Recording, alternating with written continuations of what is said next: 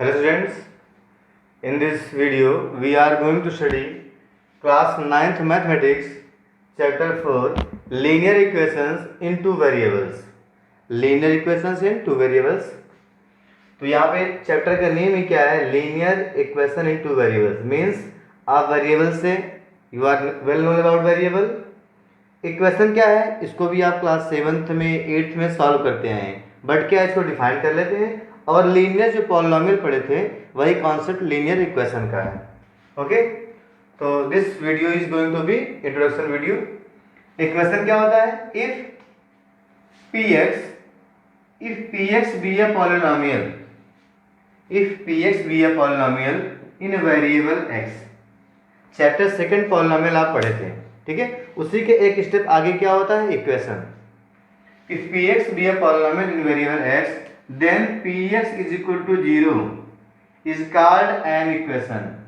is called an equation. क्या इसको बोलते हैं?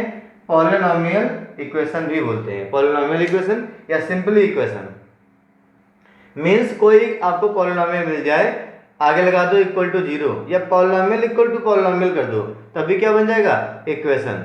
ओके, फॉर एग्जांपल अगर नोट करना चाहें तो आप example x plus y plus z is equal to 11x is an equation. बोलेंगे सर इक्वल टू 0 कहाँ है? इसको इधर कर दो, क्या बन जाएगा? Is equal to 0. क्या हो गया? इक्वेशन. ये पॉलिनोमियल है बट यहाँ पे 3 वेरिएबल्स यूज हुए हैं. This is a polynomial in 3 variables. Polynomial आप लोग पढ़े थे, तो देखिए इसका जो लेफ्ट हैंड साइड आपको दिख रहा है, this is a polynomial in 3 variables x, y and z and also linear polynomial. Why linear? देखिए इसकी जो हाईएस्ट पावर है वेरिएबल की 1 है, डिग्री इज 1, इसलिए क्या बोलेंगे इसको? Linear polynomial in 3 variables. तो ओवरऑल क्या बोलेंगे? Linear equation in 3 variables. Equal to 0 लग गया means equal. Equation means equate कर दिए इसको, तो क्या हो गया? Equal to 0. ये हो गया इक्वेशन. या सिंपली लिख दीजिए आप 3x plus 5 is equal to 0. ये भी एक इक्वेशन है. या x square plus 3x plus 5 is equal to 0. This is also an equation. ये कैसा होगा? दिस इज, देखिए इसके लेफ्ट हैंड साइड में क्या लिखा है? Polynomial. This is quadratic polynomial having degree 2. Polynomial having degree 2 known as quadratic polynomial है इन वेरिएबल x. अगर एक क्वाड्रेटिक पॉलिनोमियल है तो क्या बोलेंगे इसको? क्वाड्रेटिक इक्वेशन बोलेंगे. मींस वही पॉलिनोमियल का नेम इक्वेशन हो गया अगर क्या हो गया? अगर इक्वल टू 0 लग गया. बस इतना सा अंतर है. सभी पॉलिनोमियल उसी नेमिंग से इक्वेशन बन जाएंगे, बस कांस्टेंट और 0 पॉलिनोमियल को छोड़ करके. कांस्टेंट पॉलिनोमियल, 0 पॉलिनोमियल छोड़ दीजिए.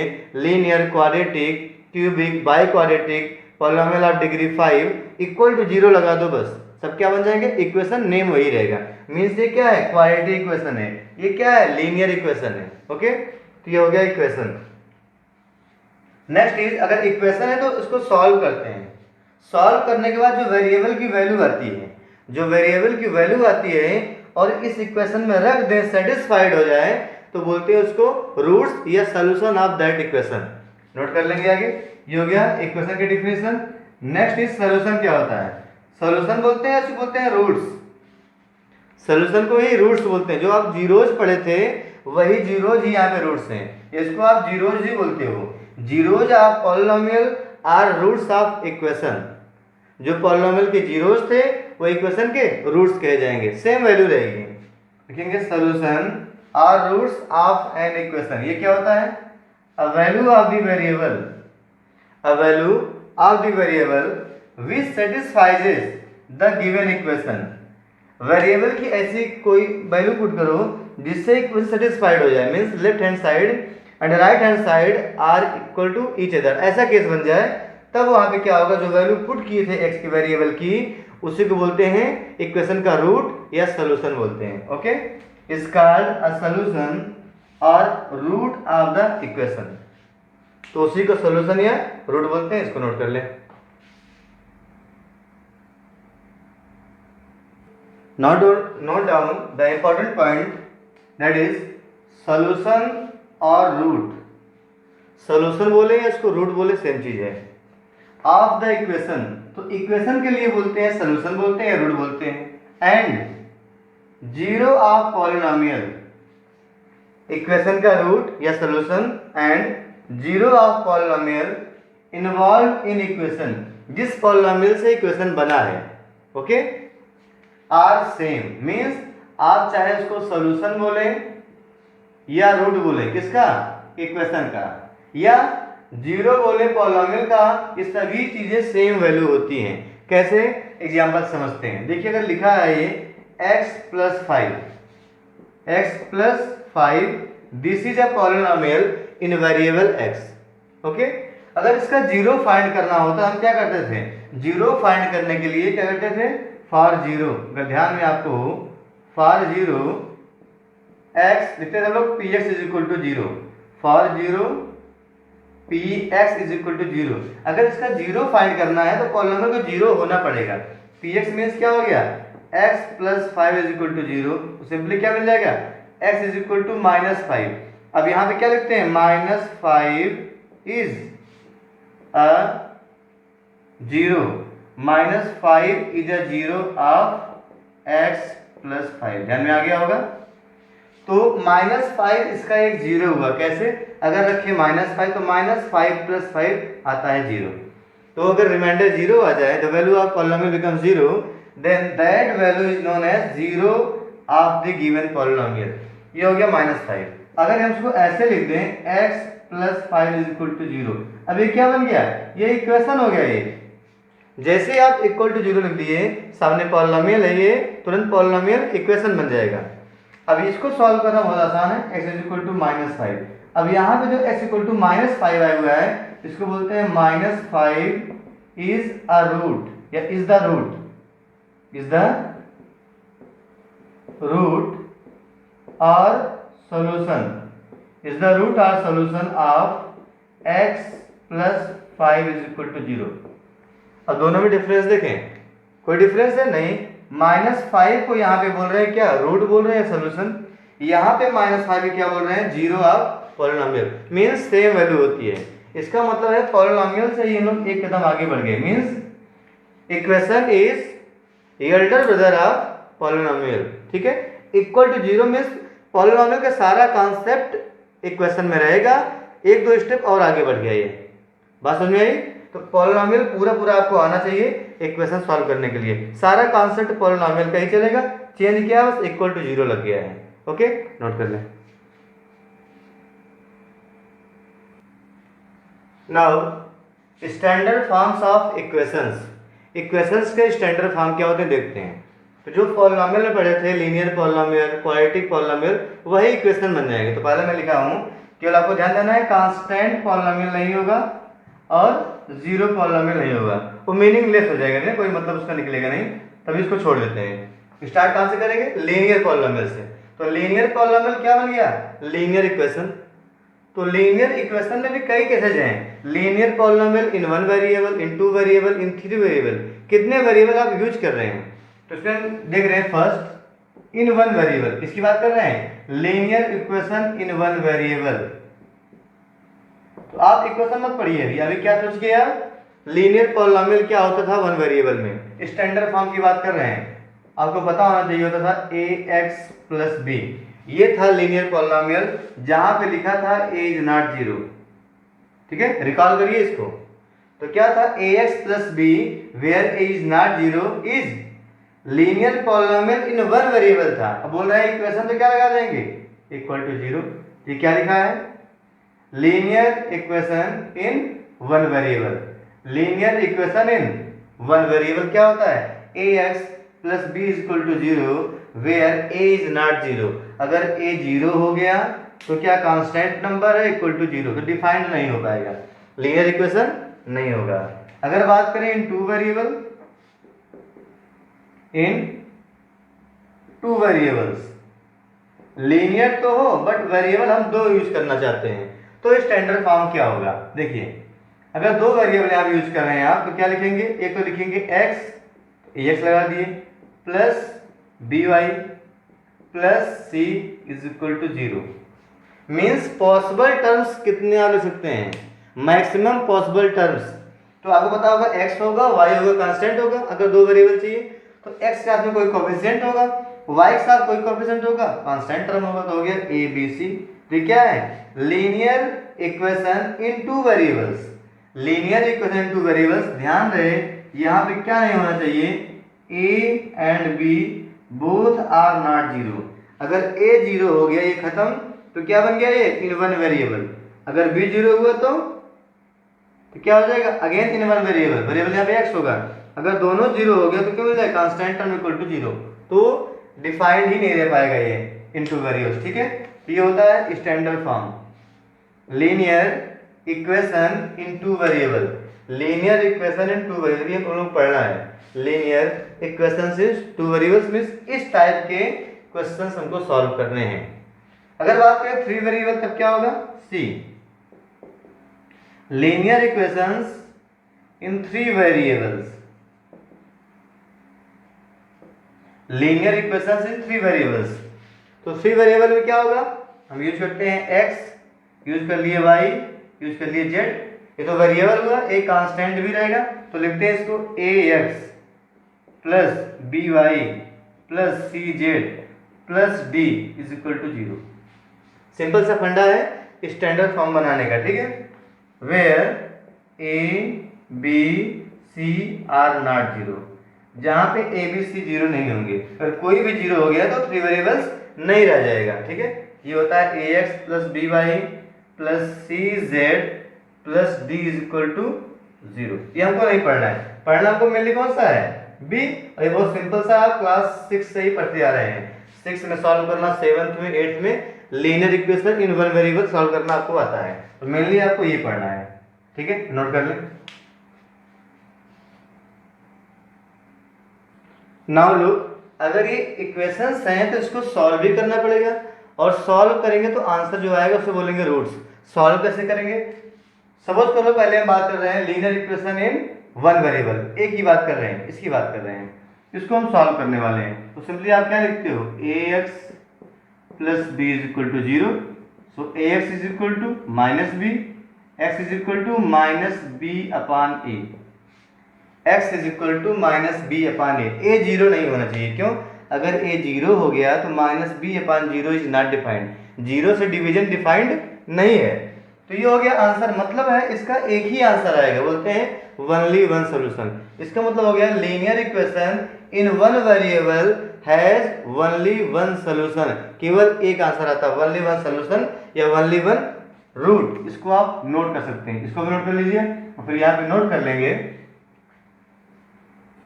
तो नोट कर लें, linear equation in one variable, linear equation in one variable full form लिखिएगा, कोई शॉर्ट फॉर्म इसका नहीं होता है। Has only one solution or root, मैंने दिखा भी दिया, होता क्या है, वो होता है माइनस बी अपान ए। तो इसको पूरा नोट करना है। ठीक है, यहाँ लिखेंगे फिर इसको सॉल्व करेंगे, इसे बोलेंगे सॉल्यूशन। सॉल्व किए, सॉल्व करने पे क्या मिला, x equal to minus b upon a, means एक ही आंसर आएगा। एक आंसर मीन्स एक सोल्यूशन या एक रूट। Linear equation in one variable has only one solution और रूट, पहला हो गया। फिर बात करते हैं second, linear equation in two variable, जो हम लोगों को पढ़ना है, इसको आप नोट कर लो। Look here, a linear equation in two variable, अगर लीनियर इक्वेशन एक ही हो, दो वेरिएबल में हो, तब कितने सोल्यूशन होंगे। मान लो इसी को सॉल्व करना हो, मैं एग्जांपल ले रहा हूं, अगर लिखा हो 2x plus 3y is equal to 4, इसको बोल दिया सॉल्व करिए, तो सॉल्व करने का प्रयास करिए, तो क्या होगा, 2x is equal to 4 minus 3y, x equal to 4 minus 3y upon 2। अब क्या करें, हमें y तो पता ही नहीं है, इसका मतलब ऐसे सॉल्व करना पॉसिबल नहीं है। अगर एक ही इक्वेशन है, दो वेरिएबल, एक पॉइंट नोट कर ले, अगर लीनियर के केस है, जितने वेरिएबल उतने इक्वेशन होंगे तभी सॉल्व होता है। अगर वन वेरिएबल है, वन वेरिएबल तो हमें क्या चाहिए, वन इक्वेशन चाहिए। टू वेरिएबल्स हैं तो हमें टू इक्वेशन चाहिए। बात समझ आ रही है, जितने वेरिएबल उतने इक्वेशन तभी सॉल्व होता है। इसका मतलब हो गया ये, तभी इसका यूनिक सोल्यूशन होता है। देखते इस तरह से, इसका मतलब ये सॉल्व ऐसे आप नहीं कर पाएंगे। इसमें कर क्या सकते हैं, y अपने आप से कुछ पुट करो तो x की वैल्यू आएगी, कुछ भी रखोगे x देगा। इसका मतलब है y रखते जाओ x मिलता जाएगा, y रखते जाओ x आता जाएगा। रख दिया यहाँ पे y इज इक्वल टू 1, तो क्या हो जाएगा 4 माइनस 3/2 मीन्स 1/2 आ जाएगा x। क्या रखे थे? जब रखे y is equal to 1, y is equal to 1 रखेंगे तो x कितना आ जाएगा? 1/2। ऐसे y की वैल्यू आप कुछ भी रख सकते हो, रियल नंबर, और x की वैल्यू आती जाएगी। मीन्स इसका मतलब है x और y इनफाइनाइट आएंगे। किस केस में? जब केवल एक हो। क्या लिखा है? अलीनियर। आप 10th में पढ़ोगे अ pair of linear equations in two variables, a pair of linear equations in two variables, तब वहां पे सॉल्व होगा, क्योंकि टू वेरिएबल मीन्स हमें टू इक्वेशन चाहिए सॉल्व करने के लिए। अगर सपोज कर लो 3 वेरिएबल्स है तो yes we need 3 equations, we need 3 equations to solve that equations. Okay, तो यहाँ पे ये सॉल्व ऐसे नहीं होगा, हम बस अपने आप से ट्राई करेंगे, रखेंगे, y पुट करेंगे, x आएगा, x रखो y आएगा, मीन्स आप रखते जाओ, वैल्यू जाती जाएंगी। ऐसी कितनी आएंगी? इनफाइनाइट आएंगी। इसका मतलब हो गया single linear equation in two variables, only one linear equation in two variable has infinitely many solution, infinitely many roots. Okay, तो इसको नोट कर लेते हैं। तो नोट कर लेंगे अ linear equation in two variables has infinitely many solutions और roots. बहुत इंपॉर्टेंट लाइन है ये। अगर यही पे होता अ pair of linear equation in two variables has, तो वहां पे चेक करना पड़ता, वहां इनफाइनाइट भी निकल सकता है, ओनली वन सॉल्यूशन भी, या एक भी सॉल्व नहीं हो सकता वो। तो इसमें जो आपको मेन ध्यान देना है, इसमें इनफाइनाइट सॉल्यूशन आप फाइंड कर सकते हो। It depends on you. जो भी आप x y रखोगे, x रखोगे तो y मिलेगा, y रखोगे तो आपको x मिलता हो जाएगा। Now we are going to solve exercise 4.1 question number 1. Question number 1 is the cost of a notebook. The cost of a notebook is twice the cost of a pen. Write a linear equation in two variables to represent this statement. It means जो condition given है, इसके help से linear equation in two variables हम लोगों को बनाना है। We have to form. Okay, तो यहाँ पे क्वेश्चन में बुक में गिवन है, suppose that the cost of notebook be ₹x and that of pen ₹y। तो सपोज कर लिए, let the cost of a notebook ₹x and the cost of a pen be ₹y। Then according to question, question में क्या बोल रहा है ध्यान दें यहाँ पे। Then according to question, the cost of a notebook, cost of a notebook यहाँ पे क्या हो गया? x is means equal to twice the cost of a pen। जो पेन की कास्ट है उसका twice means 2 times, तो क्या मिल गया? x is equal to 2y। तो ये क्वेश्चन हो गया। चाहे इसको इधर ट्रांसपोज कर दें तो क्या मिल जाएगा? x minus 2y is equal to 0। x minus 2y is equal to 0। कुछ लोग x को इधर करेंगे तो ऐसे ही बन सकता है, अगर इसको -1 से मल्टीप्लाई कर दें ओवरऑल तो क्या बन जाएगा? 2y minus x equal to 0। तो आंसर ऐसे भी हो सकता है, ऐसे भी, या आप ऐसे भी आंसर कर सकते हो। ओके, यहाँ पे -1 से मल्टीप्लाई करेंगे टू बोथ साइड्स तो होगा ये माइनस बन जाएगा, ये प्लस, और यहाँ पे 0 में माइनस प्लस का कोई भी इफेक्ट नहीं पड़ेगा। ये आपका आंसर हो गया। Now let us solve example second.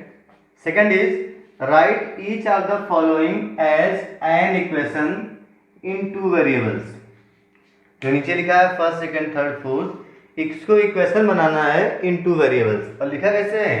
These are equations in one variable only. तो उसको टू वेरिएबल में कैसे कन्वर्ट करना है? देखिए मैं क्या कर रहा हूं उसको, ये हो जाएगा x -5 इज इक्वल टू 0। अब यहाँ पे एब्सेंट कौन सा वेरिएबल है? इसमें एक वेरिएबल y एब्सेंट है, तो मैं क्या कर रहा हूँ, देखिए मैं क्या कर रहा हूँ, x प्लस मैंने लिख दिया y -5 इज इक्वल टू 0। मैंने y तो लिखा बट क्या लगा दिया? 0 इंटू y। यहाँ पे y दिख भी रहा है और है भी नहीं। देखिए यहाँ पे x प्लस 0 इंटू वाई, इसके करने से क्या हो जाएगा? 0 मीन्स y खत्म हो गया। एक्चुअल में x -5 भी है बट हमको दिखाना था इनटू वेरिएबल्स, तो क्या कर दिए? 0 इंटू वाई। सपोज करो जब मैच होता है क्रिकेट मैच, तो उसमें 11 प्लेयर्स को खेलते हैं, उसके बाद 3 बैठे होते हैं, तो उनको भी सब कुछ मिलता रहता है, बट वो केवल दिखाने के हैं, खेल रहे हैं 11, वो हैं भी और नहीं भी हैं, ये टीम में हैं भी बट मैच में नहीं है। ऐसे यहाँ पे क्या है, y तो इक्वेशन में आ गया है बट एक्चुअल में है नहीं, इसका कोई भी रोल उस मैच में नहीं है, इस इक्वेशन में कोई भी रोल नहीं है, बट क्या दिखा दिया कि नहीं मैं इस इक्वेशन में आ गया हूँ। इंटू वेरिएबल्स में क्या हो गया, x into 0 into y minus 5 is equal to 0, means यहाँ पे y तो दिखा रहे हो बट एक्चुअल में वो है नहीं। ऐसे ही जहाँ भी वेरिएबल मिसिंग रहेगा बोलेगा इन 2 वेरिएबल्स, इन 3 वेरिएबल्स, आप लगाते जाओ, लगा दो 0 इंटू, तो आपको वहां से इक्वेशन बन जाएगा। Let's solve second, y is equal to 2, तो क्या करेंगे पहले y minus 2 is equal to 0, y minus 2 is equal to 0। अब यहाँ पे x नहीं है, देखो मैं यहाँ पे लिख दे रहा हूँ x प्लस y तो था ही, माइनस 2 इज इक्वल टू 0, बस x केवल लिखना है दिखाने के लिए, क्या करेंगे 0 into x, 0 into x plus y minus 2 is equal to 0। ऐसे यहाँ पे क्या हो जाएगा 2x minus 3 is equal to 0। Okay, अब यहाँ पे y नहीं है तो मैं लिख दे रहा हूँ plus y minus 3 is equal to 0, y है नहीं तो 0 इंटू, यहाँ पे क्या हो जाएगा 5y minus 2 is equal to 0, यहाँ पे x नहीं तो x लिख दो, plus 5y minus 2 is equal to 0, तो क्या हो गया ये 0 इंटू, यहाँ पे x नहीं था तो 0 इंटू एक्स। ये हो गए equations in 2 variables, these are linear equation in 2 variables. Now question number 2 is express the following linear equations in the form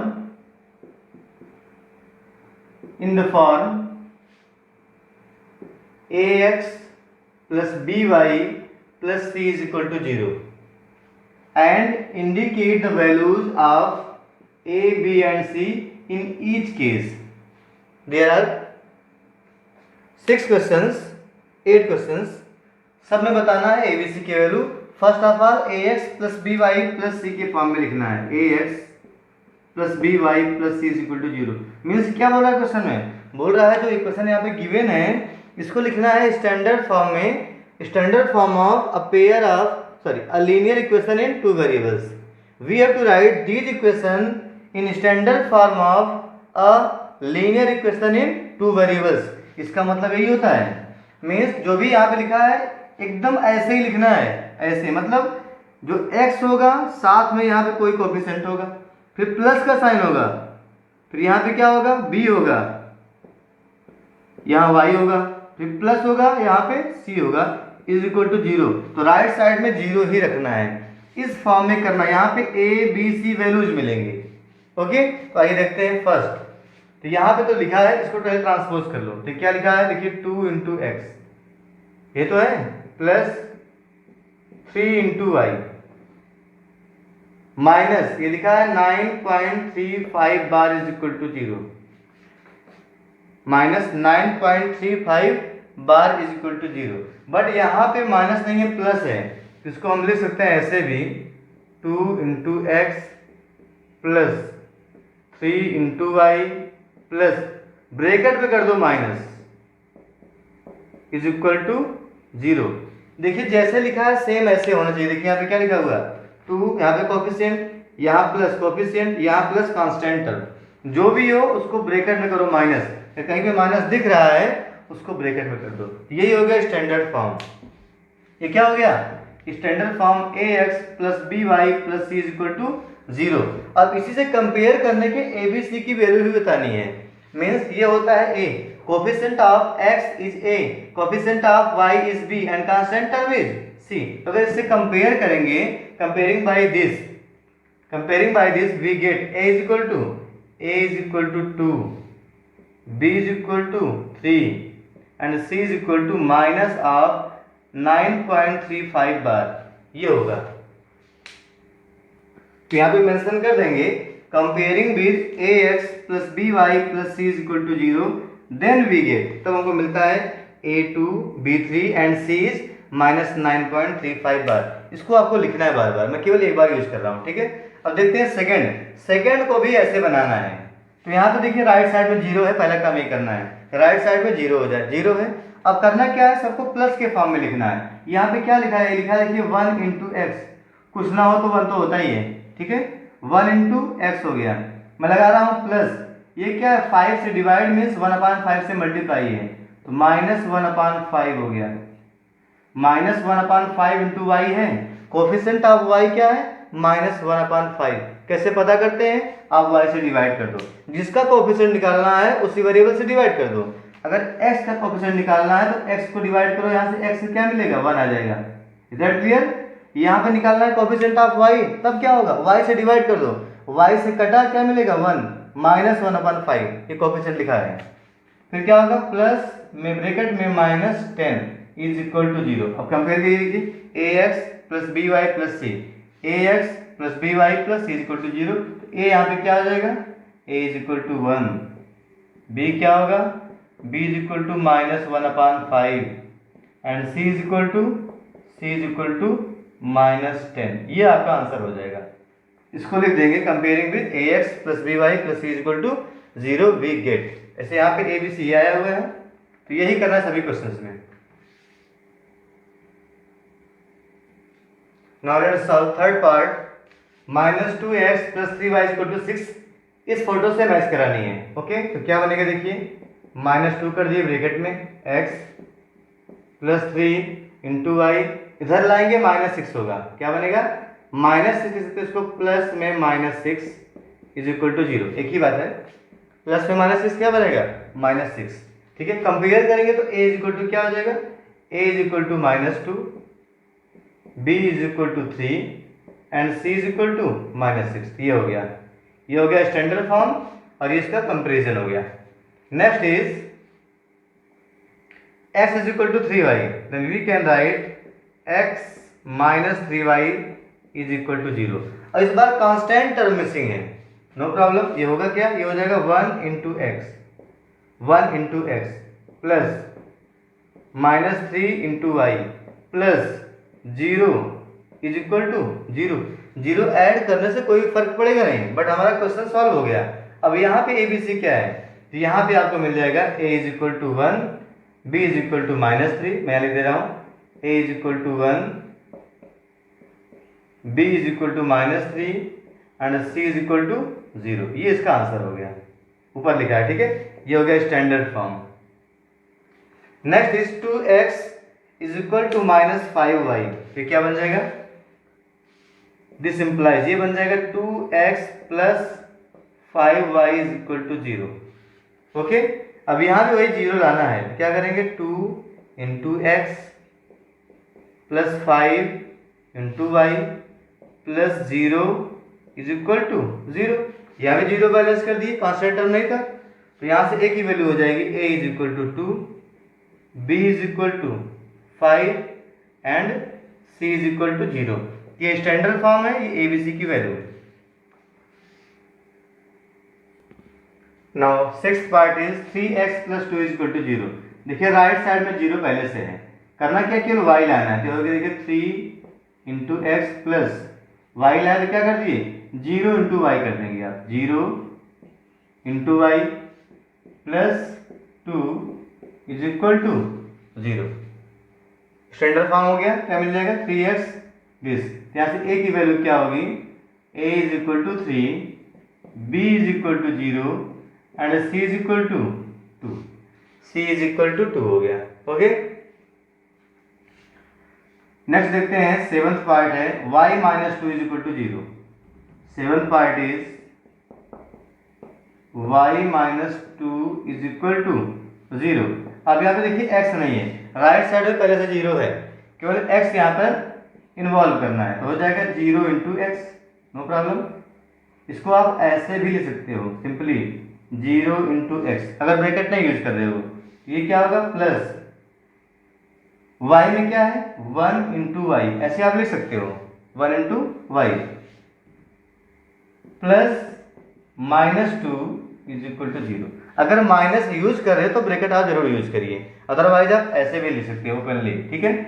ये हो गया, y यहाँ पे था, x नहीं था तो 0 इन्वॉल्व कर दिया, तो यहाँ से क्या हो गया a इज इक्वल टू आ जाएगा 0, b is equal to 1 and c is equal to -2। And c is equal to -2. A b c की values. Now eighth part is 5 is equal to 2x. क्या है? 5 इज इक्वल टू 2x. तो यहां से इसको transpose करेंगे left hand side में, तो क्या बनेगा? ध्यान दीजिएगा, यहाँ पे कुछ बातें और समझनी है. तो क्या बनेगा? देखिए ये बन जाएगा 5 - 2x इज इक्वल टू 0. क्या बन गया? 5 - 2x इज इक्वल टू 0. अब इसको अगर लिखना चाहें तो लिखते हैं पहले x. तो क्या आ जाएगा? पहले -2x लिखेंगे, तो -2 × x. फिर y लिखते हैं, तो क्या हो गया? y तो है नहीं, 0 × y. फिर लिखते हैं constant term, +5 is equal to 0. +5 is equal to 0. अब यहाँ पे ध्यान दें, यहाँ पे a की वैल्यू क्या आ जाएगी? -2. b की वैल्यू क्या आएगी? 0. c की वैल्यू क्या आएगी? 5. क्या सबका आंसर यही आ सकता है? नहीं, आंसर चेंज भी हो सकता है. चेंज कैसे होगा इसको सीखते हैं. एक तो आंसर करेक्ट हो गया आपका. देखिए अब जब यहाँ पे लाते हैं हम लोग 5 - 2x इज इक्वल टू 0, अगर एक साइड में 0 आ गया है तो सेकंड साइड का साइन हम चेंज कर सकते हैं, कोई इफेक्ट नहीं पड़ता उससे. क्यों? अगर यहाँ पे -1 से मल्टीप्लाई कर दें तो 0 × -1 तो 0 ही रहेगा, बट यहाँ पे साइन चेंज. ये क्या बन गया? 2x, ये बन गया -5. तो ये कॉफिशिएंट आपके साइन चेंज हो जाएंगे, न्यूमेरिकल वैल्यू वही रहेगी, साइन चेंज हो जाएगा. इसको मैं आर पार्ट में कर दे रहा हूँ ऊपर, ठीक है ना, 8 का आर पार्ट. इसको फिर से देखते हैं. क्या था? 5 इज इक्वल टू था 2x. ठीक है, इधर लाए तो क्या बन गया था? ये बन गया था 5 - 2x इज इक्वल टू 0. हम चाहे तो इसका कोएफिशिएंट प्लस कर सकते हैं. क्या करेंगे? -1 से दोनों साइड में मल्टीप्लाई करेंगे, तो ये बन जाएगा 2x, ये हो जाएगा minus is equal to 0. 2x plus में हो जाएगा, 5 माइनस में हो जाएगा, is equal to 0. Right side पर कोई इफेक्ट नहीं पड़ेगा. अब इसको स्टैंडर्ड फॉर्म में लिखे, क्या बनेगा? 2 × x plus 0 × y plus -5 is equal to 0. ये भी करेक्ट है, स्टैंडर्ड फॉर्म. अब यहाँ से ए बी सी की वैल्यू क्या आएगी? a इज इक्वल टू हो जाएगा 2, b इज इक्वल टू 0 रहेगा, no effect, and c is equal to क्या हो गया? -5. मीन्स कांस्टेंट और कोफिशिएंट के साइन चेंज हो गए, वैल्यू वही रही. यहाँ पे क्या देखिए, a -2 था, यहाँ पे प्लस बन गया, c 5 था, -5 बन गया. 0 में मल्टीप्लाई करने पर -1 पे कोई इफेक्ट नहीं पड़ेगा. दोनों करेक्ट हैं, चाहे आप इसको करें चाहे इसको करें. नोट कर लें.